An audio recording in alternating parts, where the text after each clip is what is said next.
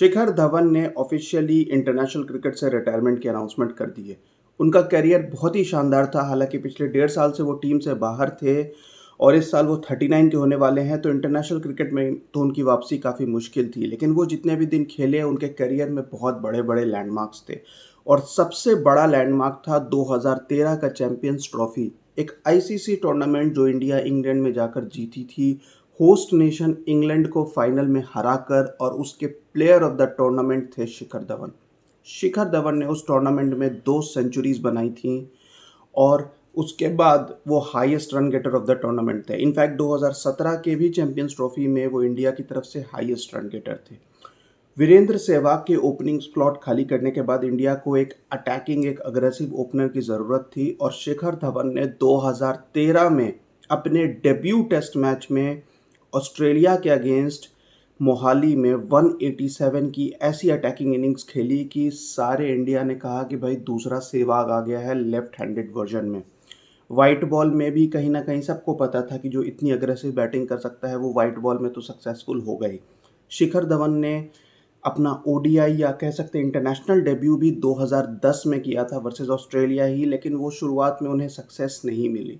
2011 में भी उनका टी20 डेब्यू हो गया था, लेकिन सक्सेस उन्हें ऑफिशियली टेस्ट क्रिकेट से मिली और वही कॉन्फिडेंस फिर वो बाकी फॉर्मेट्स में लेके गए और काफ़ी टाइम तक इंडिया के लिए वो आईसीसी टूर्नामेंट्स में, तो स्पेशली उन्हें मिस्टर आईसीसी भी कहा जाता था इंडिया की टीम में, जबकि रोहित शर्मा और विराट कोहली दोनों टीम में मौजूद थे। इन तीनों की जोड़ी भी जो थी टॉप 3 कि रोहित, शिखर धवन, विराट कोहली, इन तीनों को आउट कर दो। इनफैक्ट 2019 वर्ल्ड कप में इंडिया इसी स्ट्रेंथ के साथ गई थी। अनफॉर्चुनेटली उस टूर्नामेंट में शिखर धवन ने सेंचुरी बनाई थी ऑस्ट्रेलिया के खिलाफ, लेकिन उन्हें इंजरी हो गई जिसकी वजह से वो उस टूर्नामेंट से बाहर हो गए और केएल राहुल जो नंबर 4 पे खेल रहे थे उन्हें ओपनिंग करनी पड़ी और इवेंचुअली यही नंबर 4 स्लॉट जो था वो इंडिया को खा गया सेमीफाइनल में। अगर शिखर धवन होते, मैं ये नहीं कह रहा कि इंडिया जीत जाती, लेकिन कहीं ना कहीं टीम बेटर कॉम्पैक्ट होती। शिखर धवन की टेस्ट जर्नी शुरुआत तो बहुत ज़बरदस्त हुई, लेकिन इवेंचुअली वो टेस्ट क्रिकेट में जब इंग्लिश कंडीशंस में गए तो वो बिल्कुल बुरी तरीके से वहाँ पर फेल हो गए। ओवरसीज़ में स्विंग बॉलिंग, पेस बॉलिंग के खिलाफ उनकी वीकनेस नज़र आई और इवेंचुअली वो टेस्ट क्रिकेट से धीरे धीरे बाहर हो गए। हालांकि उन्होंने 34 टेस्ट मैचेस खेले, 2300 रन बनाए, जिसमें उनके 7 सेंचुरीज़ भी थी। श्रीलंका के खिलाफ भी उन्होंने एक अग्रेसिव 100 बनाया था जो उनका हाईएस्ट स्कोर था 190, लेकिन वो डबल सेंचुरी नहीं कर पाए। 2 बार वो 180 प्लस गए, मगर ओवरऑल आप कह सकते हो कि शिखर धवन टेस्ट क्रिकेट के हिसाब से ज़्यादा सूटेड नहीं थे। जिस फॉर्मेट में उन्हें सबसे ज़्यादा सक्सेस मिली वो थी ओडीआई क्रिकेट। ओडीआई क्रिकेट में 167 मैचेस में उन्होंने 6700 प्लस रन्स बनाए और उसमें उनके 17 सेंचुरीज़ थी। एवरेज भी उनका 44 प्लस था, स्ट्राइक रेट 90 प्लस था। लास्ट की आप कह सकते हो कि 1 डेढ़ साल में थोड़ा-सा उनका करियर नीचे की तरफ जा रहा था लेट स्टेजेस में, और यही वजह थी कि शुभमन गिल को इवेंचुअली रिप्लेस कर दिया गया उनकी जगह पे 2023 वर्ल्ड कप में। अगर शुभमन गिल की परफॉर्मेंस इतनी नहीं होती तो कहीं न कहीं शिखर धवन शायद वो वर्ल्ड कप खेल लेते, लेकिन शिखर धवन ने कोई सेंचुरी नहीं बनाई थी काफ़ी टाइम से। उन्हें रोहित शर्मा और विराट कोहली की एब्सेंस में टीम की कैप्टेंसी भी कई बार दी गई। इनफैक्ट जो आखिरी मैच उन्होंने खेला उस टाइम पे वो टीम की कैप्टेंसी ही कर रहे थे। उनका आखिरी गेम दिसंबर 2022 में वर्सेस बांग्लादेश था। ये वही सीरीज़ थी रादर जिसमें कि ईशान किशन ने डबल सेंचुरी बनाई थी।